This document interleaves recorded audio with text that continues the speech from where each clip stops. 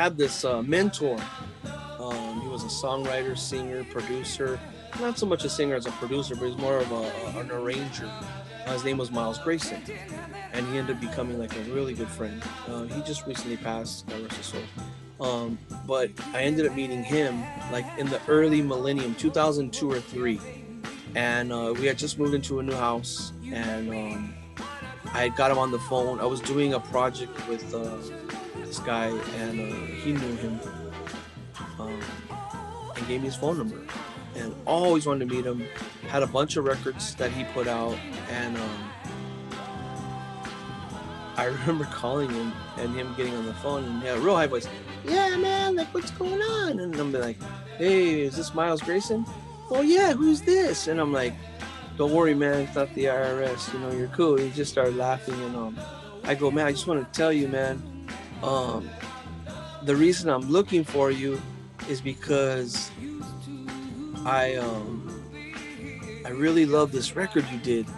It's by the Capitals. It's on Omen. It's I Can't Deny That I Love You. He's like, man, that's the worst record I ever made. And I was like, what? I go, Miles, that thing's worth like $2,000. He goes, man, that's the best record I ever made. It's just like, oh man. I was like, now you're talking. It's like, first it's the worst record you ever made. I said, it's $2,000, bro. He's like, yeah, that's the one. And we just hit it off. We started talking about all kind of records that he made, and he was unaware of a lot of them. He was like, you know what, man, at the end of the day, it was a paycheck for me. I just, went and engineered these sessions. I do remember a few of the titles, and then I played a song for him, and it all lit up. He's like, oh yeah, I remember that girl. She was crazy in that session. And, he'd been in so many sessions. I mean, he did Can Heat sessions. He did sessions with the Beach Boys. He was an A&R guy for Capitol Records. He was on the songwriters board for Capitol Records. So he was already like clicked into like all these heavy people. He recorded down in Muscle Shoals, and he has before he died, he got a Grammy with the Rolling Stones. So yeah, man. So he got the greatest blues album for it was 2018. It was 18? Yeah, it was 18. 2018. It's called Lonesome Blue, I think is the name of the album. It's a Rolling Stones album. It did amazing in the UK. So he got a blues album of the year, and it was Rolling Stones. And for him to get that, he's just like, he could finally, I can finally die. I remember telling him, I can finally die, man. Like, I got my Grammy. And it's really, really like short deserved, because the dude had so many underground records that never made it. But we started kind of a label together. And then nothing really ever happened. Like we kind of met up for a couple things we were going to record, and then he kept sending me music and sending me songs that he wrote, and I would show up at his house, and he played piano, and then he would sing, I would do some harmony, and just nothing really ever worked, And then finally he got together with this vocal track he had, and a nice accompaniment. It was Deborah Johnson. And I really fell in love with that track. I'm like, this track is dope. This is really cool, man. We got to put this record out. And he's like, yeah, well, I guess somebody in England had already put it out in England. So I said, well, let's put it out in the US as like a modern soul record. Although it's from the past, we'll put it on a new label and try and sell it. And I remember at that time, most soul records that were in the UK or that were over here, which was almost nothing over here. It was 2005. And I think we released the record in 2006. And I told my wife, I go, I'm going to put this thing at $30. And I told Miles, and Miles, like, you're crazy. Most of the records were like $7-8. 10 pounds was like a lot to pay for even one of those British release singles. I said, no, I'm just going to put it, I believe in the record so much, I'm just going to put it at $30. And if somebody wants it, they can buy it. If they don't, fine. And I remember putting it with a sound file on eBay, and it just, bam, sold, like right away, quick. Hours it was up. I put another one up, gone. A couple hours later, I said, well, let me kick back. So I waited a couple of days, and I dropped another one. I got an email. Some guy, Mark Speakman. He's like, hey, mate, this record's great. Where did it come from? Like, it's my label. It was an unreleased track. I believe it comes out on Kent Records. And Kent Records is probably one of the biggest UK labels. But Kent's the big one out there in the UK. And they released a copy of it, which it sells for money. Like, it's up there. It's probably over $100. And, but when I had put it out, I don't know what the quality was of their copy as far as like price wise. I think it was probably fetching somewhere in that range, but people didn't look at that. They looked at it, hey, this is a US release. This is a US copy. Like, this is coming in. We took the copy right from the master tape. So the copy that you hear comes from the actual master tape. That's why it sounds so good, is because I think Miles shifted like a CD to the Kent copy. They didn't have the reel-to-reel tape. We actually went in the studio and we recorded it from the reel-to-reel, right from the reel to the lacquer. George was having a hard time, and I was like, with his records had just gotten stolen. And I said, well, why don't you just make a record, man? Like, all your shit stolen. Why don't you just make a record? And he's like, well, I don't know what to do. Like, I never made a record. I'm like, well, let's do it together. So I wrote the lyrics. We used the backing track that I was allowed to use. And he just wanted to sing. So I ended up writing all the parts. And he, at the time, like, he says, well, I'm not a singer. He goes, but, I'll do my best. And he did really well. So we ended up jumping in the studio. And the song's called Can't Live Without Your Love. And I was kind of like writing like Can't Live Without My Records. That's kind of like what it was supposed to be. But Can't Live Without Your Love ended up being, a girl. But it was like he couldn't live without his records, and you can't live without, living is one thing. But, you lose your vinyl like that. That was 50 G's worth of vinyl. That was 50 G's worth of vinyl. That was 50 G's worth of vinyl. That was 50 G's worth of vinyl. I was kind of like, let's do something, bro. Let's get a song in there, and it came out cool. Like, I'm not like, even me and him both are about the same on it. It's like we just made a song. But do I have people to this day, like, it was the way I got into like kind of into Daptone Family was from that record. Like, me hanging with Gabe and kind of trying to write stuff for that label or be a part of that label was because of Can't Live Without Your Love. Like, he walked up to me, Roth, and I didn't even know. He just walked up to me and goes, hey, man, he goes, I like that Celebrity 4 record. That thing's cool. And I'm like, man, that's the worst record I ever made. Just to tell him that, like, and he was like, well, I was like, it's cool, though. It's Noriega, like, I like the label, and I like the song, he liked the song. And he liked the way it was kind of muffled. I'm like, it wasn't muffled, bro. It was just a bad mix, And he just dug it, man. And it was almost like a blessing to have that kind of piece in my portfolio, it wasn't the biggest seller, but it was kind of like people heard it was like, kind of sounds like 1979 or 1978. It has that cool old sound, and that's kind of like, I started to think about that when people told me that old sound works. And the Deborah Johnson was the old sound that worked. Obviously that was recorded in the 70s, but I thought to myself, if I'm going to keep moving forward with the label, I got to keep that old feeling and that old style still alive and raw. Well, I was kind of looking for a spot, to rent as a studio, and I had talked to my wife about it a lot of times, like, hey, I want to try and get a spot where I can have a recording studio. So we looked at some of these back little industry areas. And, we found this one I really liked. It had like an office and like a warehouse in the back. And I just wanted to keep it more underground. Like, I'll have the studio, I'll record, and I'll have my junk in the back, some records. I'll have people come and buy records, whatever. And I want to just keep it like where I'm just recording. I just want to just get more into just having the studio. Because at the time I was writing music for this group called Inhale. They're like a local Sublime band. And then I was trying to write my own stuff from my own label, and just really wanted to get the music lifted off the ground and kind of just, do the record thing on the side, and my wife said, hey, there's a little storefront right here in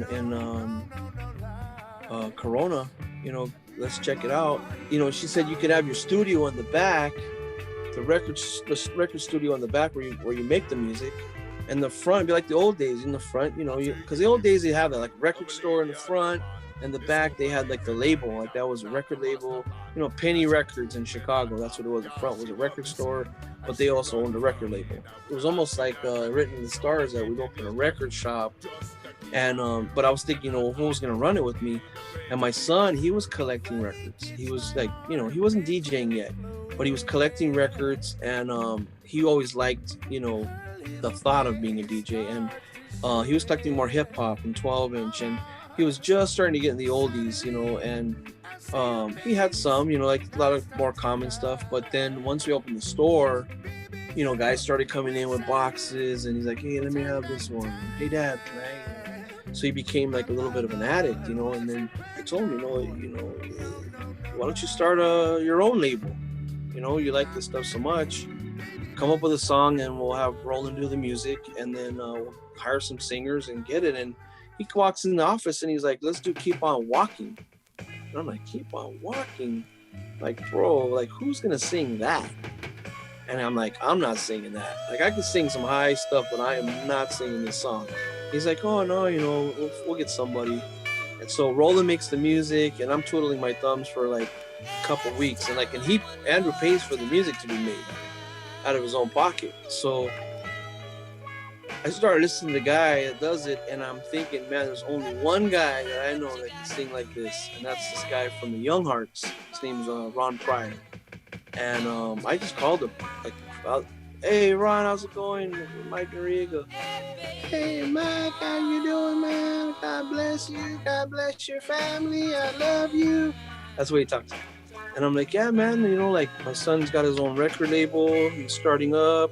He's got this song, Keep On Walking. I'll shoot you the music. And, man, he came in 3 or 4 takes, man, and he killed it, man.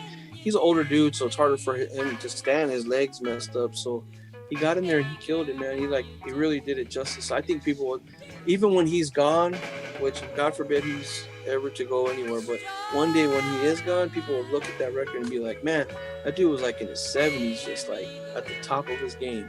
And that's how I would like to be, like still be so passionate about music and loving the whole, the outbring of the track. But he's a blessing, man. Super blessing to have the dude in my life. So people will come in the shop and they'll just like come in, kind of like they'll do what I call like the circle, and then you could see like they're kind of like it's like a car going down the wrong way in the street, one-way street. Like, man, is everything all right? What are you looking for? They're like, yeah, man, I want that good shit. It's like the drug store, like I'm coming into they call that as the dispensary, and like, where's all the good weed, And when those people come in, you can see them coming from a mile away. They're into what they're into, and they're gonna tell you if they're looking for those records. They're gonna walk in and they're gonna ask you for those rare titles or those underground titles, and I say, I don't have that song, but man, check this out, and then we'll sit here and play records for hours. Sometimes a guy will come in, and that's the thing that's beautiful is the guy. What really touched my heart one day is this dude came in, and I'm telling you, man, I literally played him like 30 or 40, maybe even 50 records over like an hour and a half, 2 hour period, and in between chopping it up. Remember this, this song, and we learned a lot from each other. And at the end, he's like, hey, man, he goes, I'm super tapped out right now. I got like $20. I know you spent a lot of time with me. And he goes, I just really want to get a couple of records that I saw that were nice. And, one of them was like 15, another one was like 20, was like $35. I go, look, dude, take both records. Give me the $20. Don't worry about the extra $15. Just come back when you got some funds, man. And he's like, really, man? He goes, man, you played so many good songs. He goes, I'll tell you what. He goes, look, and he made a little stack. It was like $200 worth of stuff. He goes, I promise you, man, I'll be back tomorrow. I get paid, and I'm gonna take these. And sure, man, he just no problem. Whether you come or you don't, it's not a big deal, bro. Like, don't hold yourself on it. And he's like, nah, man, I'll be here. And then, he came through. He was like, you spending the time with me and you know, showing me these titles, you didn't have to do that.